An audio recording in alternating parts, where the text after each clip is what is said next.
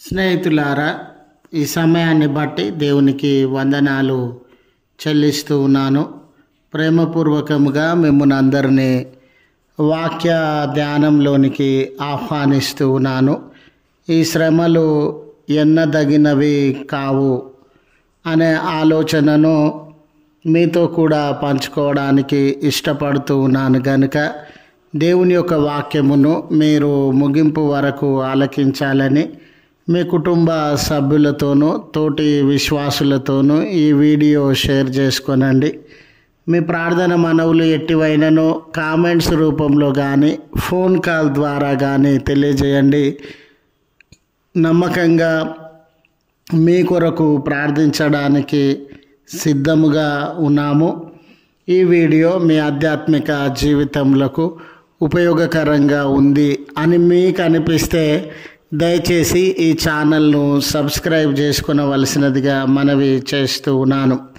లేఖనము రోమా పత్రిక 8వ అధ్యాయము 18వ వచనము, మన ఎడల ప్రత్యక్షము కాబోవు మహిమ ఎదుట ఇప్పటి శ్రమలు ఎన్నదగినవి కావని ఎంచుచున్నాను.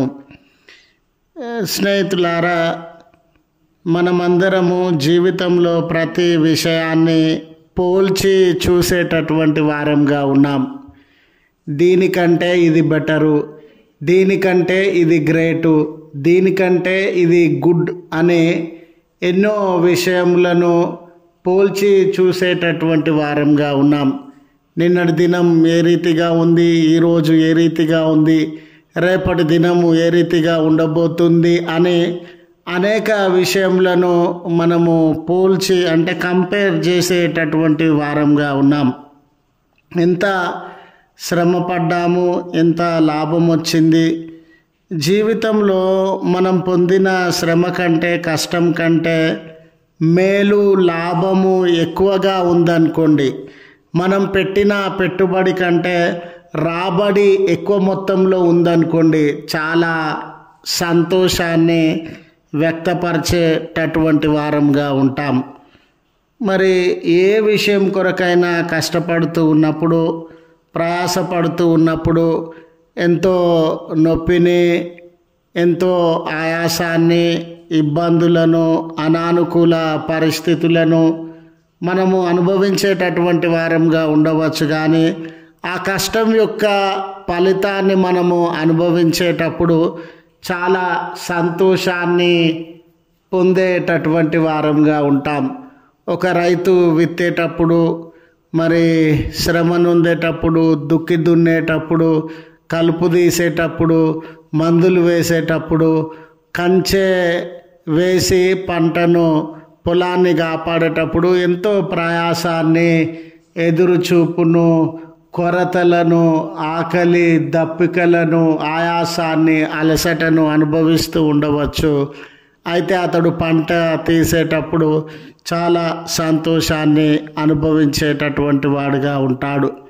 అలాగునే దేవుని యందలి అమితమైన విశ్వాసాన్ని కలిగి విశ్వాసిగా ఈ లోకంలో మనము జీవిస్తూ ఉన్నప్పుడు దేవుని చిత్తము ఏమై ఉన్నది, దేవుని ఆలోచన ఏమై ఉన్నది అనే దేవుని ఆలోచన కొరకు, ఆయన చిత్తం కొరకు ఈ లోకంలో బ్రతుకుతూ ఉన్నప్పుడు మనకు ఎన్నో నిందలు, ఎన్నో అవమానాలు, ఎన్నో సమస్యలు, ఎన్నో అడ్డంకులు, ఎంతోమంది శత్రువులు, ఎన్నో అనానుకూల పరిస్థితులను మనము అనుభవించేటటువంటి వారంగా ఉండవచ్చు.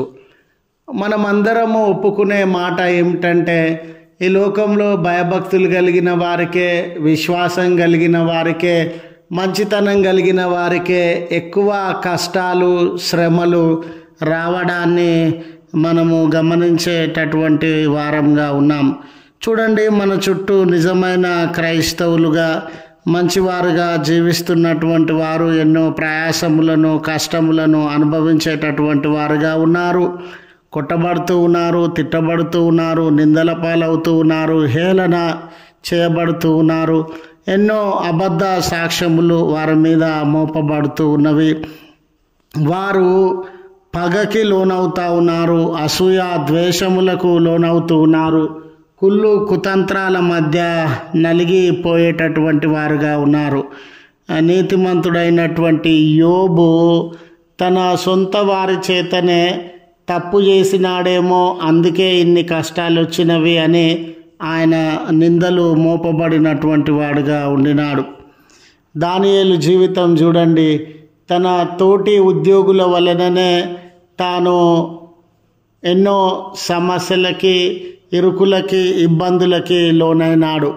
యోసేపు ప్రార్థన పరుడు, దర్శనములను చూడగలిగే అంత ఆధ్యాత్మికంగా ఎదిగిన వాడైనా కూడా నీళ్లు లేని గుంటలో అతన్ని పాడవేసి పొరుగు దేశానికి అమ్మువేసినటువంటి వారుగా ఉన్నారు.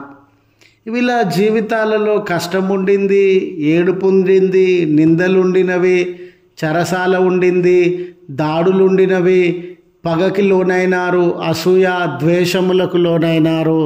అయితే స్నేహితులారా, సత్యమేందో దేవుడు చూడట్లేదా? నిజమేందో దేవునికి తెలియదా?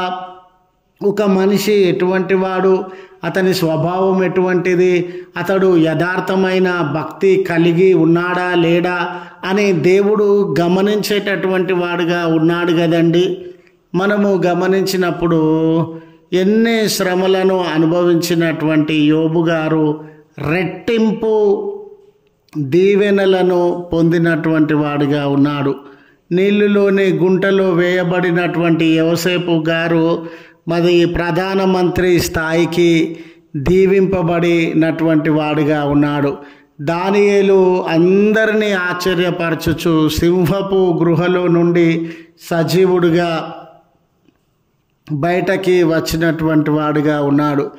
నిజమే, ఈరోజు నీకు శ్రమ ఉండవచ్చు, కానీ దీవెనగా ఆయన దేవుడు మార్చబోతూ ఉన్నాడు. ఈరోజు నువ్వు నిందల పాలు, అసూయ ద్వేషములు, పగ పాలు అవుతూ ఉండవచ్చు, కానీ దేవుడు నీ జీవితంలో గొప్ప కార్యాలను జరిగించబోతూ ఉన్నాడు. ఈరోజు నువ్వు కన్నీరు విడుస్తూ ఉండవచ్చు, కానీ రేపటి దినాన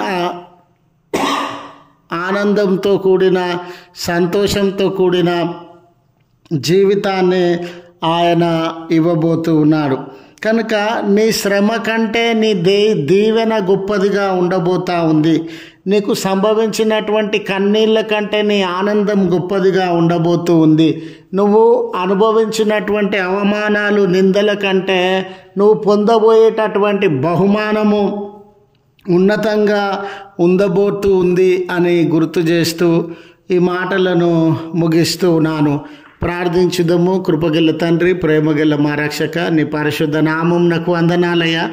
గతకాలమంతా కాపాడి మరొక దినాన్ని మమ్మల్ని ప్రేమించి అనుగ్రహించినటువంటి దేవుడవయ్యా. మాలో చాలామంది మంచి జీవితాన్ని, విశ్వాసము, భక్తిని కలిగి జీవిస్తూ ఉన్న వేళ బాధలకు లోనవుతూ ఉన్నాం, శ్రమలకు లోనవుతూ ఉన్నాం, నిందల పాలు, కన్నీళ్ళ పాలు అవుతూ ఉన్నామయ్యా. ఇలాంటి తరుణంలో మా అందరి జీవితాలను ఉద్దేశించి రానున్న కాలంలో మీరు గొప్ప మహిమను, రానున్న కాలంలో గొప్ప సంతోషాన్ని అనుభవిస్తారు. మీరు పొందుతూ ఉన్న శ్రమల కంటే రెట్టింపు దీవెనలను నేను అనుగ్రహిస్తానని, మీరు పొందుతూ ఉన్న కన్నీళ్ళ కంటే రెట్టింపు ఆశీర్వాదాలను నేను అనుగ్రహిస్తానని వాగ్దానము చేస్తున్నటువంటి దేవుడవయ్యా. ఈ ప్రార్థనలో ఏకీభవించుచు ఉన్న కుటుంబములు, వ్యక్తులు ఎవరైనానో వారి కన్నీళ్ళలో ఉన్న, శ్రమలలో ఉన్న మంచివారుగా ఉండి, ప్రార్థన పరులుగా ఉండి, భక్తి విశ్వాసం కలిగినటువంటి వారుగా ఉండి, మీ కొరకే బ్రతుకుచు ఎన్ని కష్టాల పాలవుతున్నా, ఎన్ని నష్టాల పాలవుతున్నా, ఎన్ని నిందలు అవమానములు పొందేటటువంటి వారుగా ఉన్నా, యేసయ్యా మీరు చూచుచున్న దేవుడవయ్యా. యేసయ్యా మీరు పరిస్థితులను మార్చగలిగినటువంటి వాడవయ్యా. యేసయ్యా నీ జీవితంలో రెట్టింపు ఆనందాన్ని, రెట్టింపు మహిమను, రెట్టింపు బహుమానాన్ని అనుగ్రహిస్తానని వాగ్దానము చేసినటువంటి దేవుడవయ్యా. కనుక ఎవరు ఆ శ్రమలను బట్టి, ఎవరు ఆ కన్నీళ్లను బట్టి, ఎవరు ఆ నిందలు, అవమానములు, వెలివేతలను బట్టి కృంగిపోకుండా దానియేలు వలె, యోబు వలె, యోసేపు వలె మీ కొరకు జీవించగలిగిన సహాయము వారికి అనుగ్రహించండి.